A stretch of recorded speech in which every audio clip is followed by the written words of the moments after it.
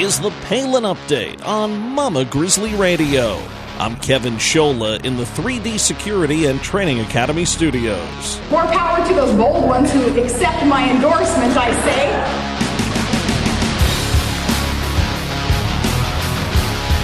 Sarah Palin has endorsed several candidates for Senate, as well as the House, and some gubernatorial hopefuls in this very important election year.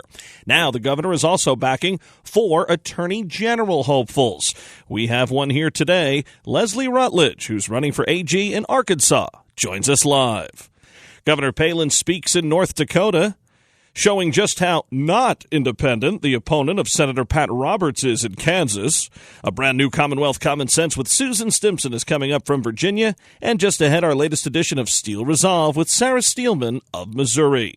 Welcome to the Palin Update on Mama Grizzly Radio. The Palin Update is sponsored by 3D Security and Training Academy. Learn more at 3dsta.com. Right now, we say hello to Leslie Rutledge. She's running for Attorney General in Arkansas. She's endorsed by Sarah Palin. And as Palin puts it, Leslie is a 7th-generation Arkansan, an experienced prosecutor who will fight for what's right as a strong conservative. Let's help her serve as Arkansas's next Attorney General. Leslie Rutledge, welcome to the Palin Update on Mama Grizzly Radio. Thank you so much, Kevin, for having me on. Glad to be here. Well, great to have you, and a big endorsement for your campaign. Governor Sarah Palin backing your run for Attorney General. First off, what do you think of that huge endorsement? And secondly, how about the governor recognizing and putting it out there how important these races for Attorney General are? I mean, everyone's focusing on the Senate, which obviously is huge, but attorneys general, are really important as well. I was absolutely thrilled when I received Governor Palin's support and her endorsement.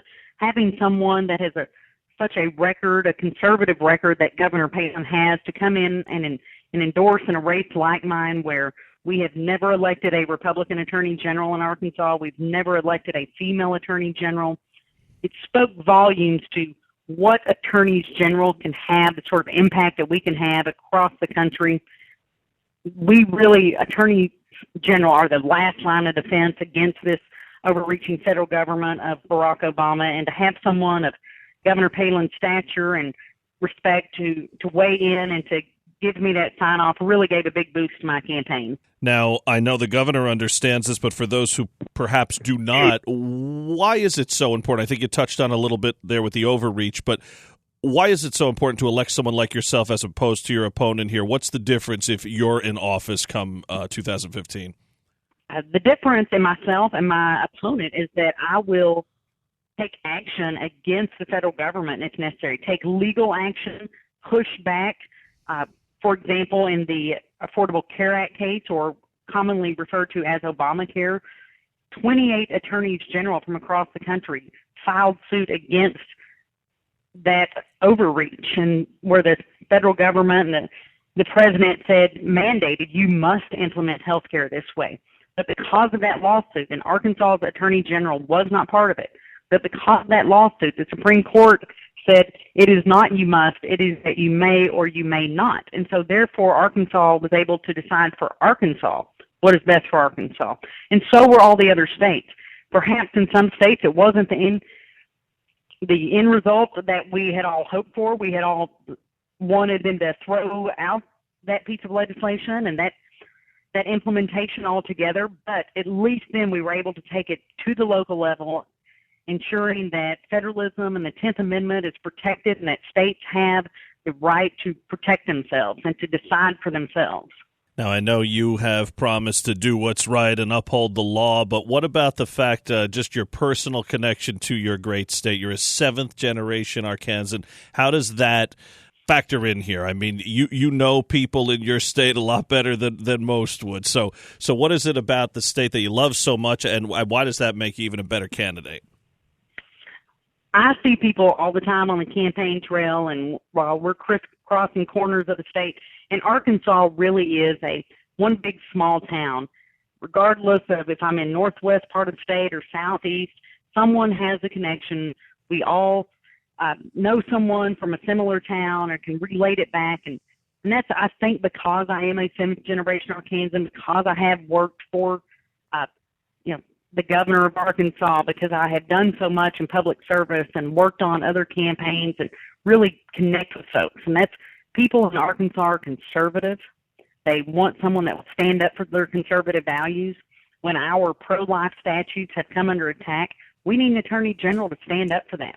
When our constitutional amendment defining marriage between one man and one woman has been under attack, we need an attorney general who will defend the rule of law wholeheartedly and not half-heartedly, and certainly not someone who will be like Eric Holder and pick and choose which laws to defend and uphold, but someone who will defend those conservative laws passed by our legislature with their whole heart. And that I can assure the voters of Arkansas and people across the country I will do.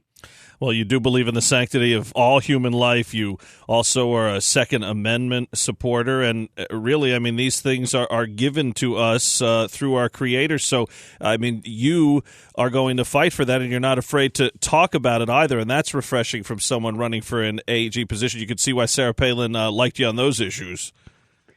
Yes, I think I've had a number of people comment to me because in my television ads, I say I am a Christian, pro-life, gun-carrying, conservative woman, and because those are my values. And while I can't answer in a 30-second commercial every single question that someone would ask me, they can know my values and know that I'm a Christian, know that I believe in sanctity of life and will defend it, know that I believe will protect our Second Amendment right to bear arms. Those are my values, and having that will tell people how I will make decisions and how I will be as their attorney general. You've talked about restoring public trust. That's a tall order, no matter what office you're running for. I mean, I find that to be, maybe along with apathy, one of the top two problems today. People just don't trust anyone on any level of government, and for good reason. We've seen what's happened, not only in Washington, but in the state capitals across this country and in local governments and everywhere else. So is that really a huge part of this here? Because in order for you to do your job and in order for you to stand for liberty and to protect those in your state, don't they need to trust you and vice versa? Absolutely. And this has even come up in recent days in this campaign, because it has come to light that my Democratic opponent is in violation of our state constitution because he is, in layman's terms, what we'd say double dipping. Our Constitution prohibits someone who is a state legislator to also hold an appointed or elected position, and he is the city attorney of his hometown. He has claimed that he can get around it because it's a contract, but he's still, for all purposes, the city attorney, in absolute violation of the state Constitution. People are tired of that good old boy system. They're tired of that, well, we'll just call it this, but here's what we're going to do.